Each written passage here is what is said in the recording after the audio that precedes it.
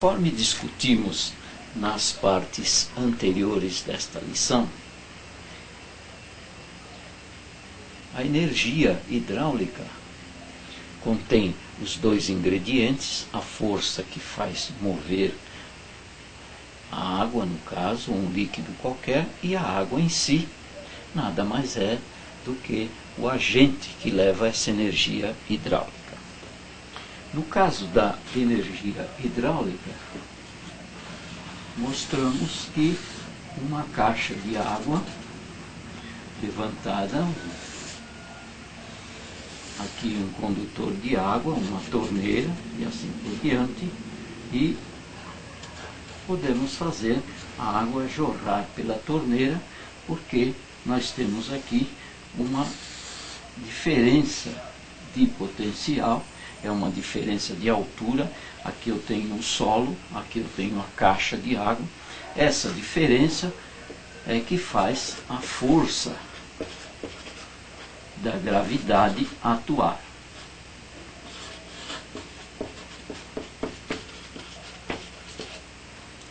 Daí a água vai sair da caixa e vai descer pelo cano e jorrar na torneira. Aqui eu tenho, como falamos anteriormente também, um circuito aberto, porque a água sai daqui, vai para a torneira e cai no solo ou cai em algum recipiente qualquer e depois é perdida.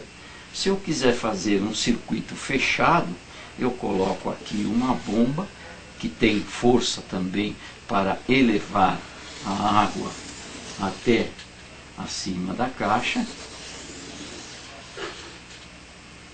Essa bomba toma a água aqui do recipiente e a água então retorna para a caixa e retorna para a torneira, para o recipiente. Eu tenho aqui um circuito fechado.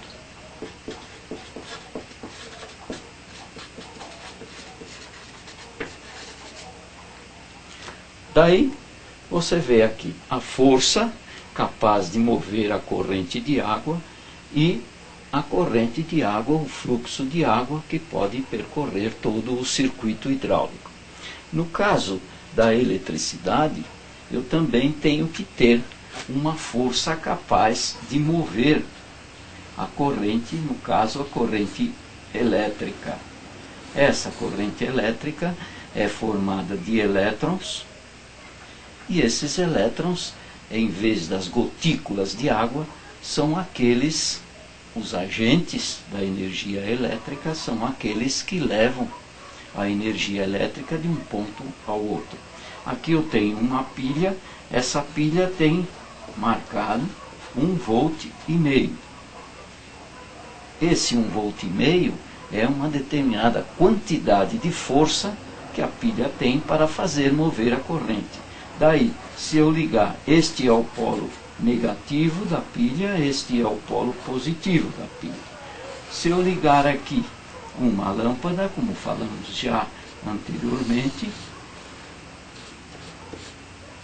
a lâmpada é ligada um polo dela, outro polo, eu tenho aqui um circuito fechado.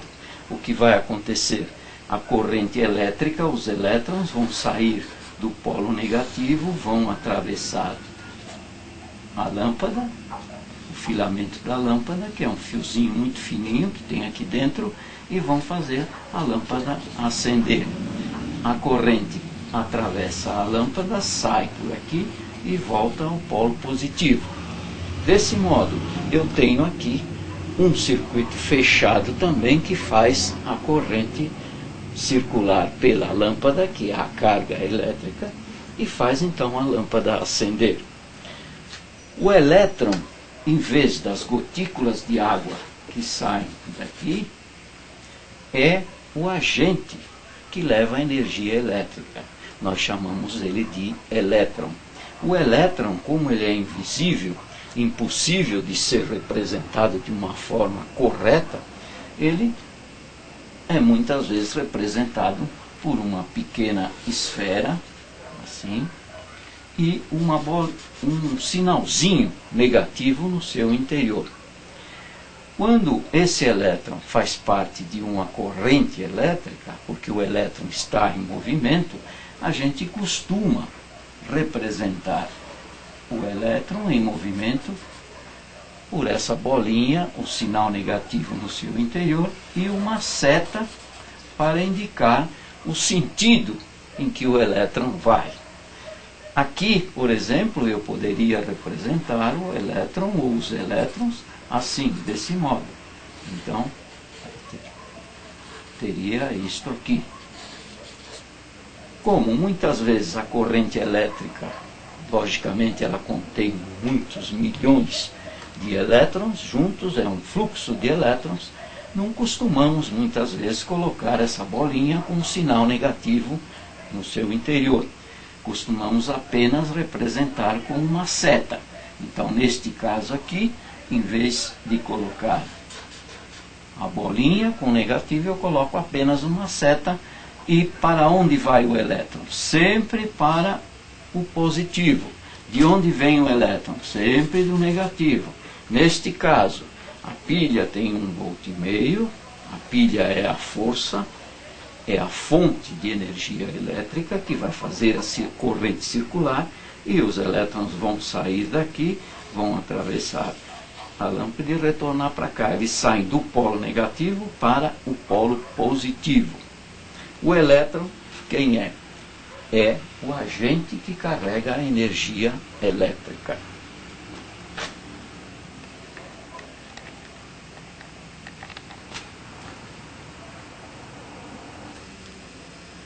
Na parte anterior desta lição, nós falamos a respeito deste pequeno circuitinho elétrico. Este circuito tem uma pilha. A pilha, o que é? É a fonte da energia elétrica, é a fonte de tensão elétrica. E a força que esta pilha tem, aqui está marcado 1,5 V, 1,5 volts. Essa força é a tensão elétrica. Essa força faz com que uma corrente de elétrons saia do polo negativo, atravesse a lâmpada, acendendo a lâmpada e voltando para o polo positivo. Aqui eu tenho uma pilha, semelhante àquela que eu desenhei lá. Se você observar o polo positivo aqui em cima, isso é o polo positivo, embaixo o polo negativo, e esta pilha, dá para se perceber também que ela tem 1,5 V aqui, observe, 1,5 V. Marcado 1,5 V. Esta outra pilha também, se quisermos ler, ela também vai ter 1,5 V.